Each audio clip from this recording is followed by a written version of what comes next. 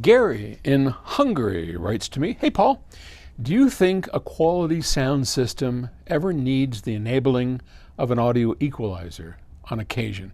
Because once in a while a particular piece of music comes along that just lacks a certain aspect to it compared to everything else played before it. Or is this the sign of a lacking system? Basically, does the absolute top of the line well-tuned system simply always sound as the artist intended?" Well, yeah, more or less.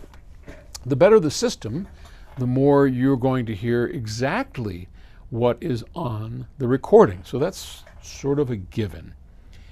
You may not like what's on the recording, and I guarantee you now, having been in the recording business and getting immersed into Octave records and all that we do to build stuff, I can tell you that I don't know how many people actually pay attention to how it sounds. And even if they did, it's probably sounds a certain way on their system that doesn't sound that way on your system.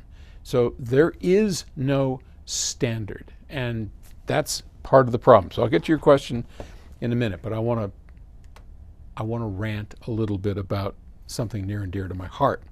So at Octave Records, we have paid a great deal of attention to the monitoring system. We have one of the best state-of-the-art hi-fi systems because we know somebody in the industry.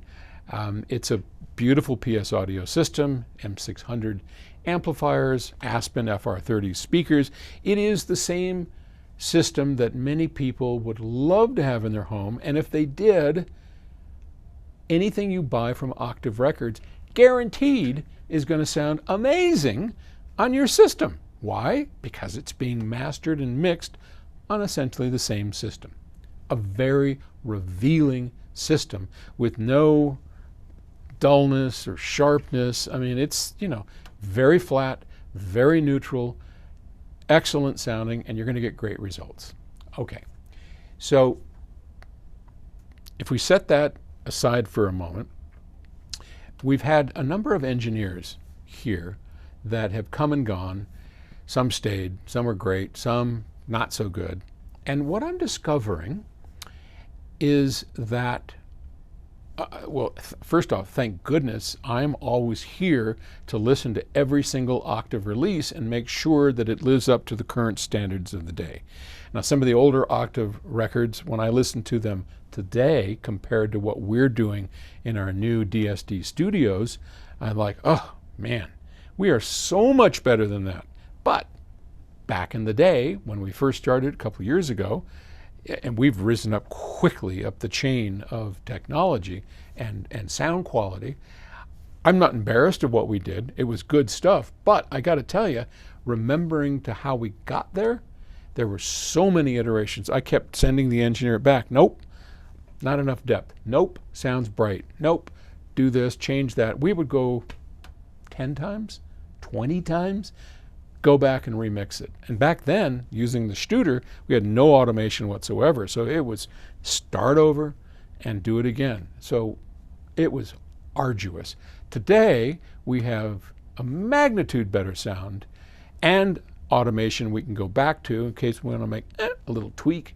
It's really easy. So all that said, one of the things I've noticed is that when we had engineers for Octave that mixed outside on their own equipment, and we had several of them that did it, the results in one case was good, in one case awful. Bright, aggressive, like, whoa, what is this guy thinking? And here's the thing, he's a really good engineer and he hears really well. So when he comes here and listens to it, he goes, oh, that sounds really bright. Wonder why? Well, it's really obvious why. It's his monitoring system. So in his studio, I'm sure it sounds great, but that monitoring system is so far off from what a really high-end audio system sounds like that when you listen to it on a resolving system, it sounds bad. It sounds aggressive, or however it sounds. So in this case, yeah, an equalizer would be a great deal, because on those recordings, I could have just taken that equalizer and pulled down the highs. Recording would have sounded really quite good.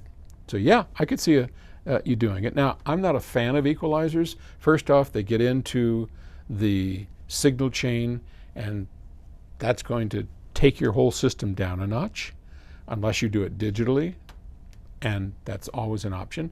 But if you're in the analog domain, I would kind of avoid it because of the phase shift, all the problems of linear analog filters. So yes, it could be a good idea, not something I would recommend. So, okay, good luck. Thanks.